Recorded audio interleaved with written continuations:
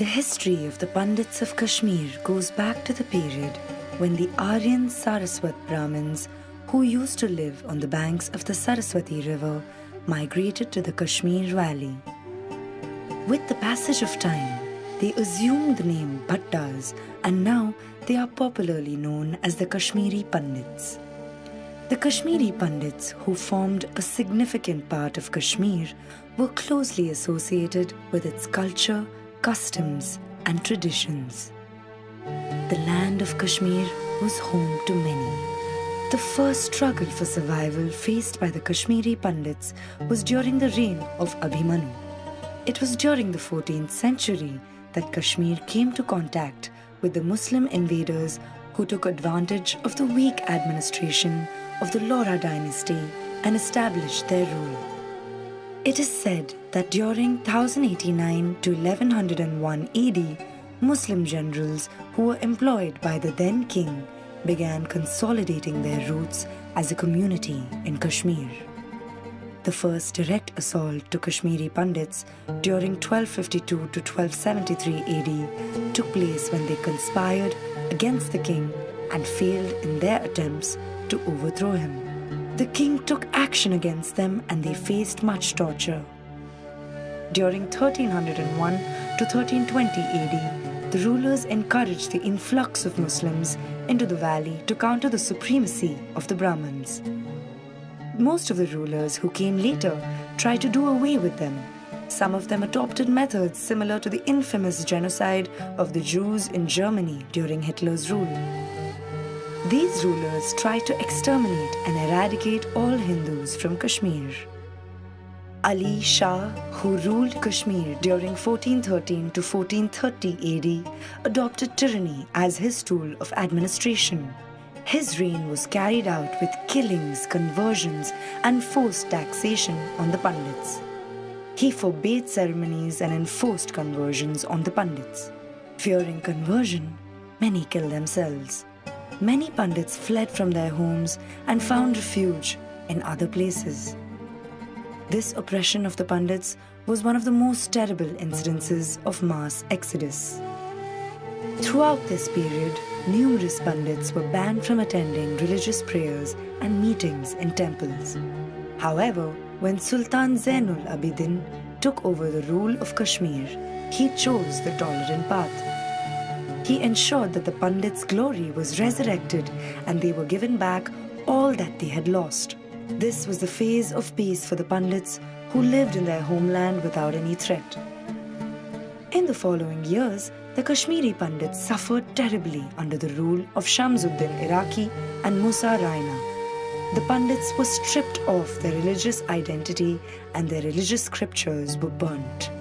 Those who opposed were slaughtered mercilessly. When Akbar, the Mughal, came to power, he ruled with tolerance towards the Kashmiri Brahmins as well.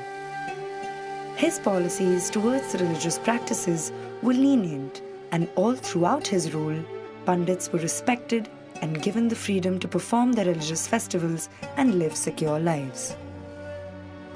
The period between 1753 to 1819 was again a period of cruelty and anarchy. Afghan rule of this period victimized the Pandits in the worst form. This was a period of genocide when thousands of Kashmiri Pandits were killed. History provides instances of parents shaving off their daughters' heads and cutting their nose so as to destroy their beauty and save them from disgrace. Sikh rule in Kashmir was a period of relief for the Pandits after years of torture and barbarism. By this time, a majority of the population had already converted to Islam and most had left the state. Those who remained claimed back their lost honor by rebuilding their homes and temples in hope of starting afresh. In 1846, during the Dogra rule, the Pandits were again targeted when their political, religious, and cultural freedom were curtailed. The communal disturbances of 1931 pushed many Pandits towards migration. Their houses were looted, shops burnt, women and children abducted, and the whole community tortured. in order to establish the dominance of one community in the region of Kashmir. The inhuman acts against the Pandits, which had been prevailing since ancient times, turned brutal and barbaric in what we can call the genocide of Pandits.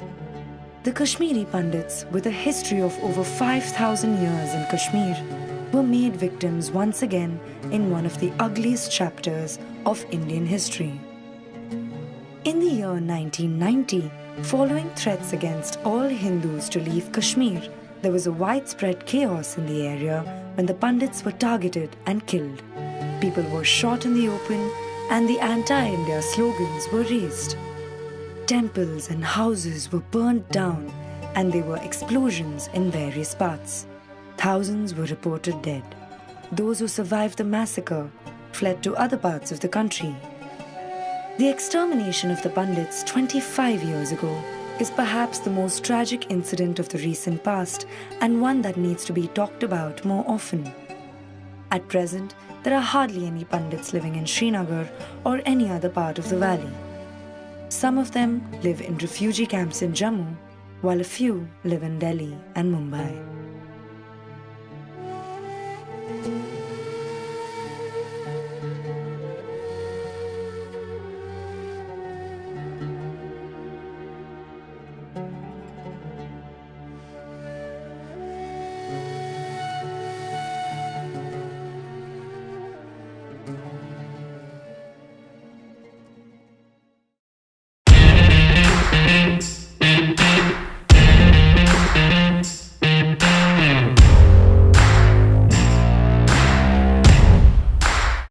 The Jewish community has lived in India without any instances of anti-Semitism or hatred. Since then, India has provided them with all resources for growth and development. Sita, the princess of Mithila, when she was young, once playfully picked up the bow of Shiva, since it was a weapon only the gods could wield.